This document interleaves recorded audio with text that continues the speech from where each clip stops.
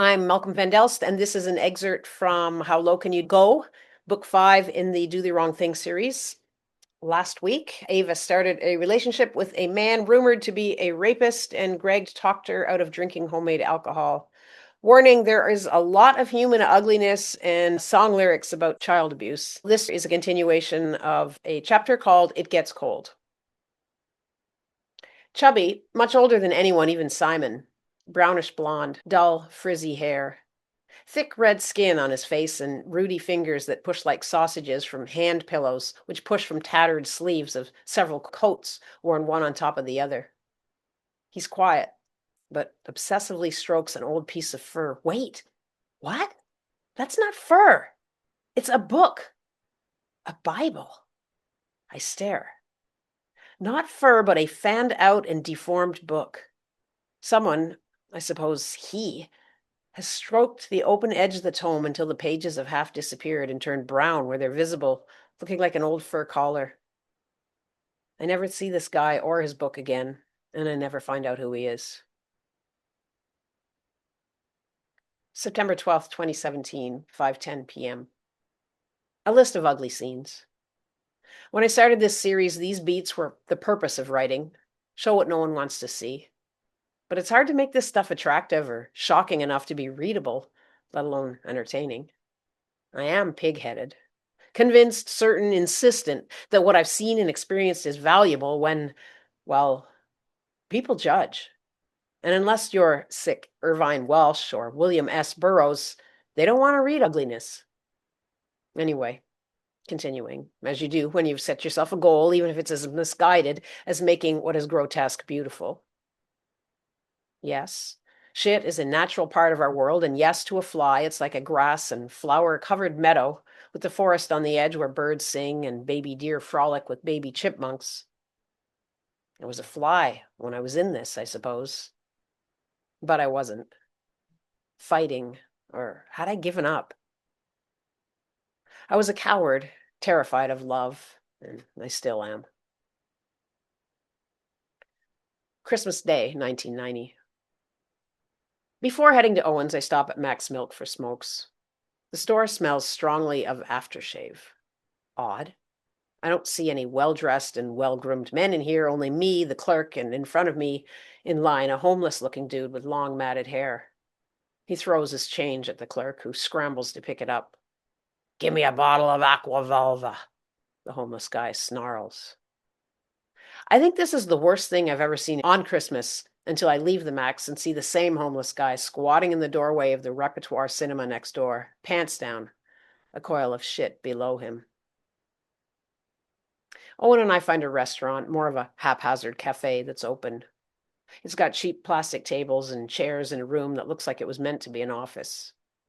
A brown-skinned woman, Iranian or Persian, serves us. We order beer with breakfast. It's not bad this Christmas. We laugh through it. Amazingly, Greg goes home to Amarillo and doesn't come back. Johnny says he wants to quit drinking. The move takes all day. I've never seen people move so slow, take so many breaks. Owen, two friends of his that I've never met before, and me. The friends aren't much help. They mostly sit around drinking. At noon, Owen makes macaroni and cheese, one last meal cooked in his funky little kitchen. He has no milk or butter, so he uses mayonnaise and ketchup. At first, I won't touch it, but after Owen leaves it on the stove all day, on low heat until it reeks of old socks and I see cockroaches crawling over it, I decide to have some. Maybe I'm hungry from moving stuff, and the beer and the slowness of the operation have worn down my resistance and sense. Modern Canadian casu marzu. At my place, Owen puts his single mattress in the front room, on top of the boxes I haven't and won't ever unpack. He doesn't unpack his boxes either. He sets up his stereo at the foot of his mattress. From the mattress in my bedroom, Owen and I watch black and white fires burn Kuwait oil fields and black and white America's Most Wanted criminals, all encased in the yellowing plastic of my secondhand television. Holy shit, I know those people, I joke, pointing to a couple of grainy, sad-looking individuals in a segment about a guy from Birmingham who shot a convenience store clerk in the face. As I speak, I realize it's possible that someone I know appears on the show. Not as a most wanted, but maybe in the background at a house or a party where one of the most wanted is. Uncomfortable. Owen turns to me. You don't know what I've done, he says.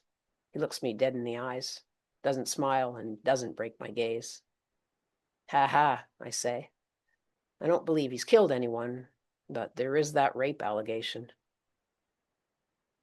I want to get drunk and pass out on the floor, work myself into convulsions, beat my head against the door. Let's fuck some kids, they can't say no. Molest them now before they grow, threaten them with oral sex. To be honest, you can't tell what GGLN is screaming. I only know because I read the liner notes. I didn't even realize his name was GGLN, not Alan.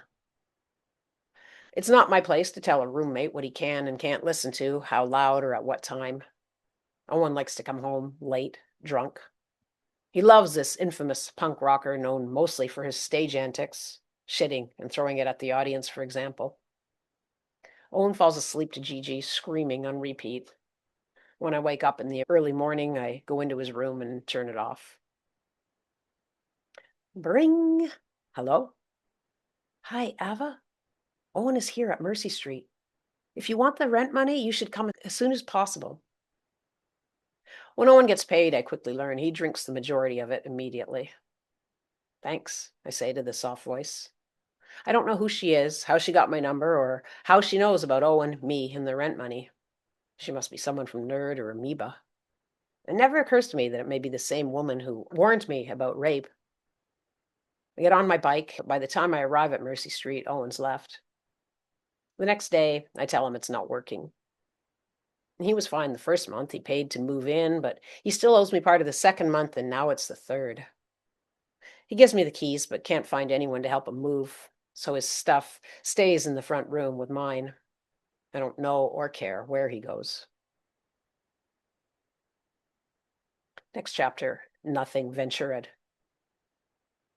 My eyes go large as I stare at my desktop publishing instructor, a vivacious 50-something woman.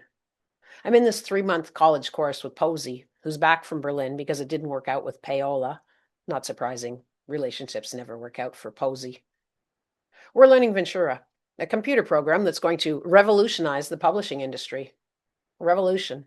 That's the word that hooked Posey. I'm being unfair. Posey, a Brazilian political activist, never stops looking for ways out of the kind of jobs she can get. Cleaning and cooking, basically. If she wasn't as sarcastic as she is, she might be able to do secretarial, but she can't sit quietly and keep her mouth shut. She's either singing or complaining. And Posey hooked me. There's instruction in basic design techniques. The course is only $500. Maybe I'll become a desktop publisher. You can love a rich man as easily as a poor one, Mrs. Verne, the instructor, is saying. I nod. She's trying to help. But what a cold, calculating thing to say. I don't want to love for money. That's what my mom wants me to do, no matter what she doesn't exactly say I should love for love. The church says that, and I must follow the church, she says, except there's that undercurrent. How much money will he make? My husband's a lawyer, Mrs. Verne continues. Greg is the opposite of love for money. That's why I'm with him. One of our assignments was to design business cards. Mine says fuck you in upside down text where my name is supposed to be with 231 whip for the phone number underneath, and the baby's face with the sneer stitched into it from my Pan Cow t-shirt in the place of a logo. Insert drawing of business card. Mrs. Verne could have stopped me from making those or refused to send them to the printer, but instead, here I am with a box of 100 business cards that I'll never use, and her advice. Maybe I'll become a desktop publisher.